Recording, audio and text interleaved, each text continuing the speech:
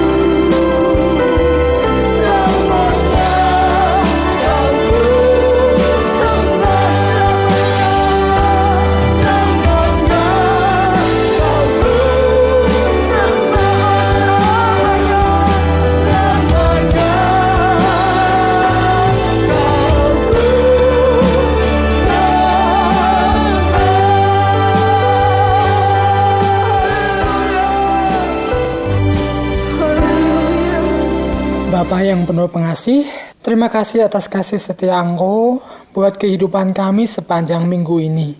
Pada saat ini kami akan mendengarkan firman-Mu, tolong kami supaya dapat mendengar firman-Mu dengan baik, sehingga dapat kami mengerti dan dapat kami pahami tanpa terhalang oleh situasi, kondisi, dan keadaan kami saat ini. Di dalam nama Tuhan Yesus Kristus, kamilah berdoa dan mengucap syukur. Amin. Salam Bapak Ibu, Saudara-saudari yang dikasihi Tuhan. Pada kesempatan ini kita akan belajar satu topik dengan judul Pembawa Keselamatan. Kita akan mendasari firman Tuhan di dalam Lukas 19 ayat 1-10.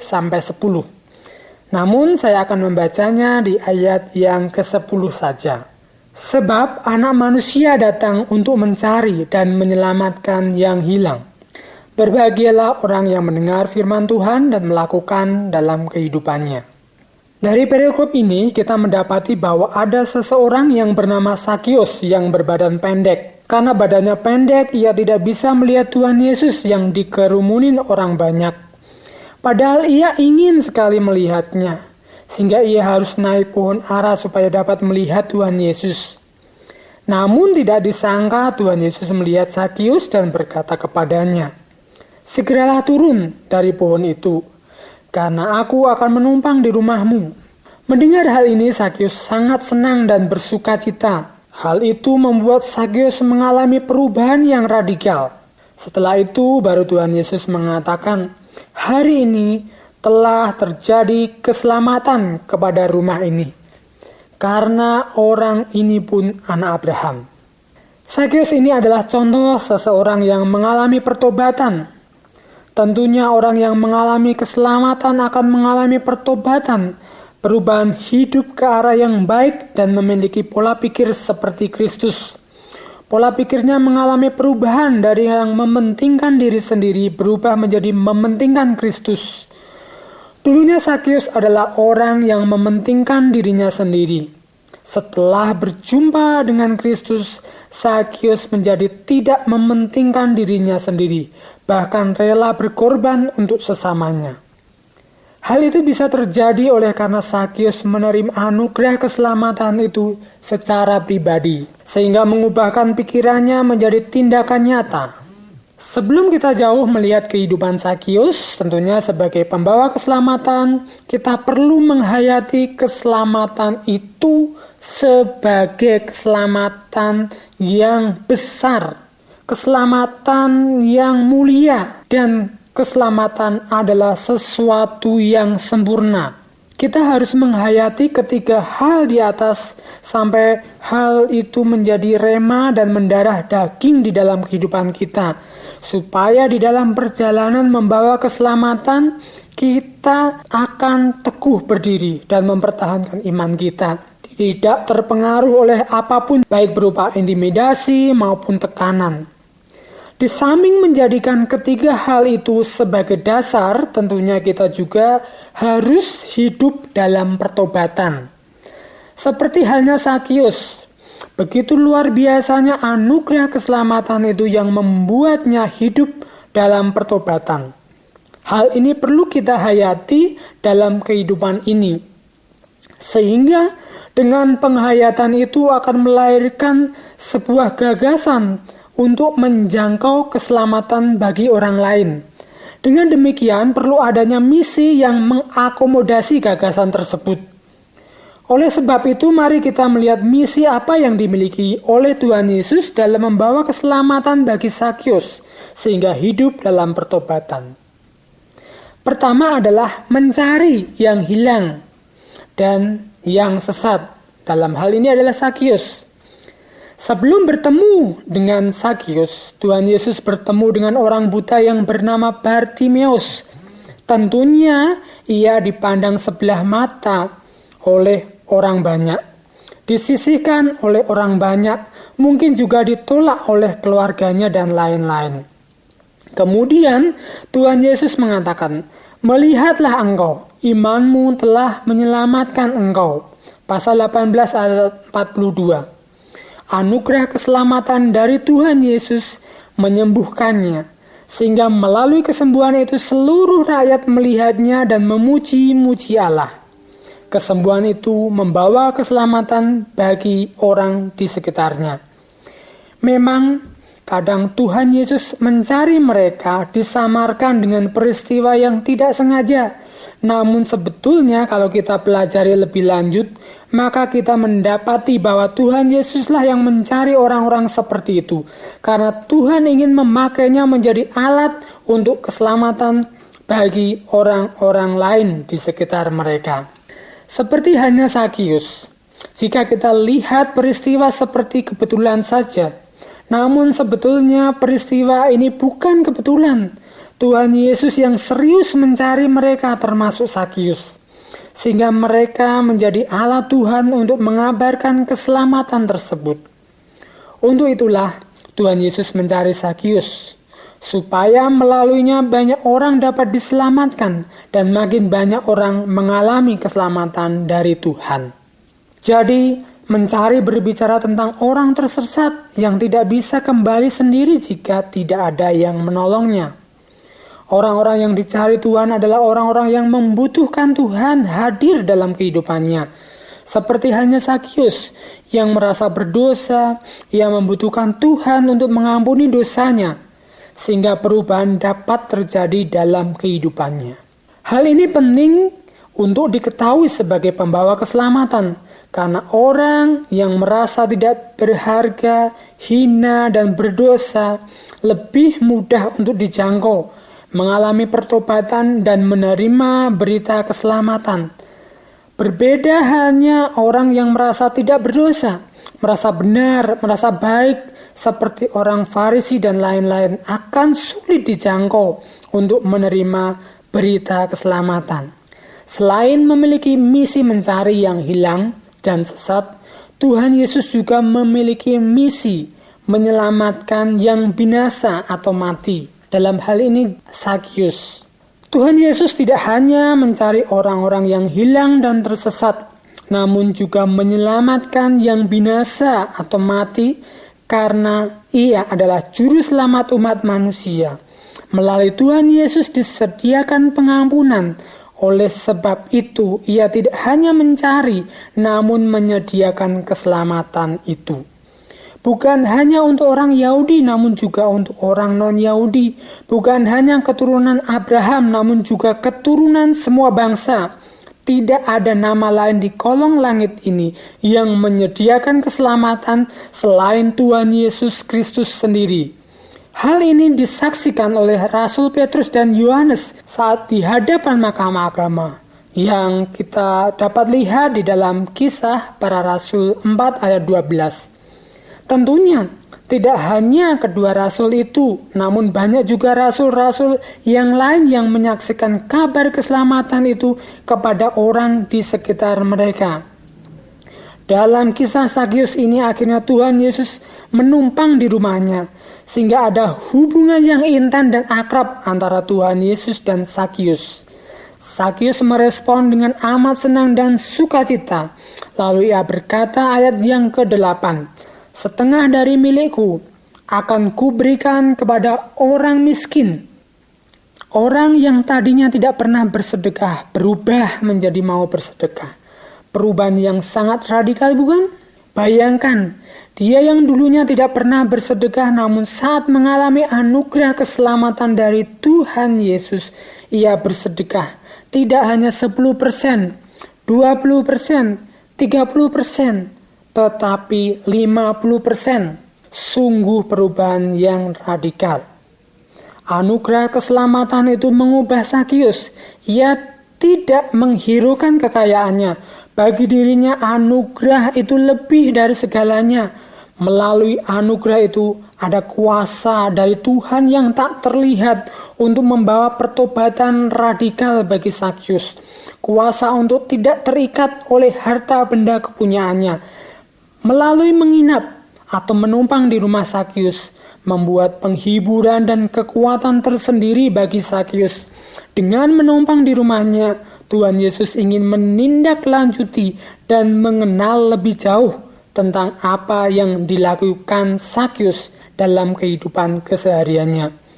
Di samping itu, Tuhan Yesus juga ingin menjalin relasi lebih jauh siapa Sakyus sebenarnya, apa yang ada di pikirannya, apa yang dibutuhkannya, bagaimana keadaan rumah tangganya, dan lain-lain. Dengan demikian akan mudah untuk memberi pengajaran yang lebih dalam lagi tentang kitab suci, supaya pengetahuannya bertambah, keyakinannya semakin kokoh, dan mendapat kekuatan dan penghiburan dalam menghadapi diskriminasi maupun tantangan dari orang-orang banyak tersebut. Jadi, keselamatan berbicara tentang pengampunan supaya tidak menjadi binasa. Demikian halnya juga kita sebagai pembawa keselamatan. Tentunya kita juga menyelamatkan orang-orang di sekitar kita dengan cara menghadirkan Tuhan Yesus di dalam kehidupan mereka. Karena hanya Tuhan Yesuslah yang bisa menyelamatkan mereka, sehingga akan banyak orang-orang yang bertobat dan diselamatkan. Jadi, jika seseorang tersesat dalam waktu yang lama, orang itu perlu diselamatkan. Jika tidak, maka akan binasa. Demikian melakukan visinya Tuhan Yesus menyelamatkan orang yang binasa. Lalu Tuhan Yesus juga memiliki tindakan-tindakan nyata untuk mewujud nyatakan misinya kepada Zakius. Pertama yaitu menerima Zakius apa adanya. Dalam kisah Zakius ini, kita juga diingatkan kisah tentang anak yang hilang dalam Lukas 15 ayat 11 sampai 32. Di mana ada anak bungsunya yang meminta warisan orang tuanya sebelum orang tuanya meninggal. Lalu pergi dari rumah dan hidup berfoya-foya. Namun setelah uangnya habis, ia kembali ke rumah bapaknya dengan keadaan yang tidak punya apa-apa. Ia menyadari keberdosaannya di hadapan surga dan Bapa. Ia pulang kembali ke rumah bapaknya berharap dapat diterima sebagai hamba. Namun bapaknya menerimanya kembali sebagai anak seperti semula. Menerima apa adanya tanpa bertanya ini dan itu. Tanpa mempersalahkannya kenapa melakukan ini dan itu. Bahkan melakukan pesta buat anak bungsunya yang kembali tersebut. Demikian juga halnya Tuhan Yesus menerima apa adanya Zakius yang tersesat ini sehingga mendapatkan jalan yang benar tanpa bertanya kenapa melakukan ini dan itu. Penerimaan apa adanya terhadap Zakius membuat ia berubah. Penerimaan apa adanya Zakius membuat ia bertobat. Penerimaan apa adanya Zakius membuat ia merasa diterima keberadaannya. Walaupun dulunya tidak pernah bersedekah, walaupun dulunya egois dan mementingkan dirinya sendiri, namun Tuhan Yesus tidak menginterogasi. Dengan penerimaan semacam itulah Zakius bertobat. Demikian juga halnya kita sebagai pembawa keselamatan. Kita juga haruslah meniru tindakan Tuhan Yesus yang menerima Zakius apa adanya. Bagaimana dengan kita? Maukah kita menerima orang lain apa adanya tanpa melihat keburukan masa lalu mereka? Pikirkan baik-baik.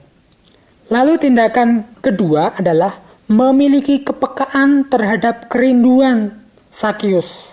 Sebetulnya kita melihat ada banyak orang yang berkerumun saat itu, mengikuti Tuhan Yesus yang sedang berjalan. Namun kenapa Zakius yang menjadi pusat perhatian Tuhan Yesus? Hal itu disebabkan karena ia memiliki kepekaan terhadap kerinduan Zakius. Jika kita melihat pasal 18 ayat 9-14, Tuhan Yesus menceritakan perumpamaan tentang orang Farisi dengan pemungut cukai, di mana orang Farisi digambarkan orang yang tinggi hati namun direndahkan oleh Tuhan, sedangkan pemungut cukai orang yang rendah hati sehingga ditinggikan oleh Tuhan. Dan kisah Zakius ini membuktikan bahwa perumpamaan itu benar dan dilakukan oleh Tuhan Yesus, di mana banyak orang yang berkerumun itu mewakili orang-orang Farisi, dan Zakius adalah perwakilan pemungut cukai. Hal ini membuktikan bahwa tidak ada tindakan sia-sia yang dilakukan oleh Zakius, baik memanjat pohon, usahanya lari-lari mendahului orang banyak, usahanya menghilangkan stigma negatif dari orang banyak, usahanya menghilangkan jati dirinya, dan juga usaha menghilangkan kewibawaannya serta harga dirinya, layaknya seperti rusa merindukan air. Semua hal itu dilihat dan diperhitungkan oleh Tuhan Yesus dengan kepekaan. Seandainya Tuhan Yesus tidak peka, maka tidak ada pertemuan ini.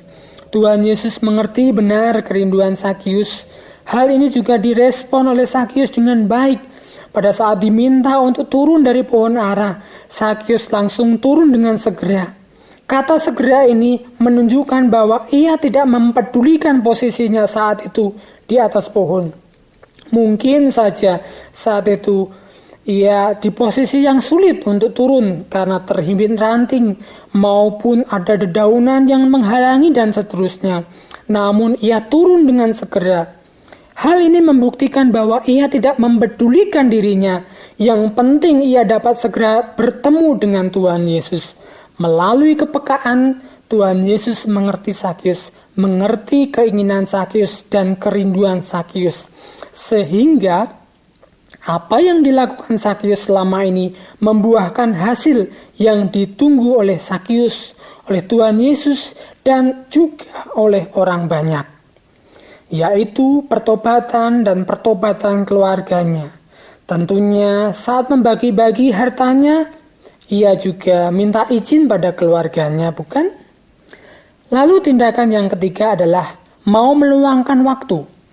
Sebetulnya kota Yeriko tidak menjadi tujuan dari perjalanan pelayanan Tuhan Yesus, karena tujuannya adalah ke Yerusalem dari sungai Yordan. Tuhan Yesus hanya bermaksud melintasi kota Yeriko saja. Ayat 1 dapat kita lihat. Namun ternyata ada Sakius, sehingga Tuhan Yesus perlu meluangkan waktu untuk Sakius, walaupun saat itu sedang sibuk, walaupun saat itu adalah menjelang hari-hari kesengsaraannya. Namun Tuhan Yesus mau meluangkan waktu buat Sakius. Tidak hanya berbincang-bincang dan bercakap-cakap saja, tetapi malahan menumpang di rumahnya. Hal ini malah membutuhkan waktu yang lebih lama. Tetapi Tuhan Yesus mau melakukan supaya pekerjaan Allah dinyatakan kepada Sakius. Misi Tuhan Yesus mencari dan menyelamatkan, bukannya tidak mau meluangkan waktu buat Sakius. Justru ketika dalam keadaan sibuk, Tuhan Yesus mau meluangkan waktu melintasi kota Yeriko.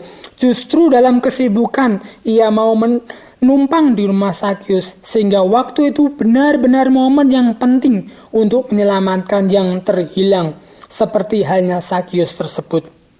Demikian juga halnya kita yang kadang terlalu sibuk dengan kepentingan diri kita sendiri, sehingga tidak mau dengan sengaja untuk meluangkan waktu dengan orang-orang di sekitar kita yang membutuhkan uluran tangan kita.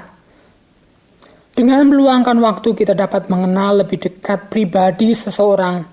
Dengan meluangkan waktu, kita dapat mengerti pergumulan seseorang. Dengan meluangkan waktu, kita bisa mengerti alasan seseorang melakukan sesuatu, sehingga keselamatan dapat mudah diterima. Bagaimana dengan kita? Maukah kita meluangkan waktu dengan sengaja untuk orang yang membutuhkan uluran tangan kita?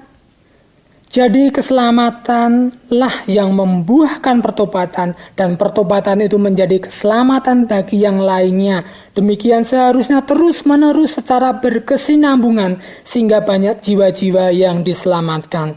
Jadi kesimpulannya adalah untuk menjadi pembawa keselamatan, kita harus menjadikan misi Yesus menjadi misi kita, dan menjadi tindakan Yesus menjadi tindakan kita, sehingga kita akan menjadi pembawa-pembawa keselamatan yang produktif bagi orang-orang di sekitar kita. Jadilah pembawa-pembawa keselamatan. Amin. Mari kita berdoa.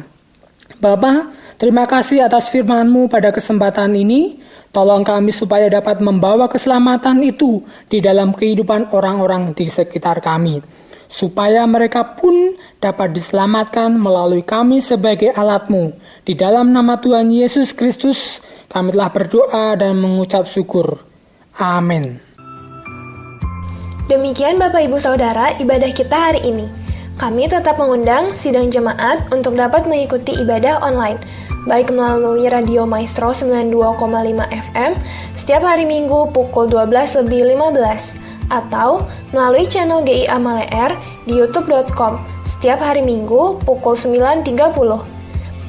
Bagi sidang jemaat yang membutuhkan dukungan doa, dapat mengirimkan beban doa melalui SMS atau WA di nomor 0821 1965 9019. Happy Sunday and God bless you.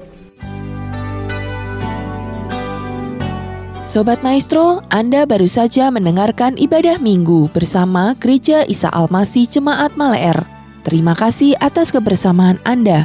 Selamat hari Minggu dan Tuhan memberkati.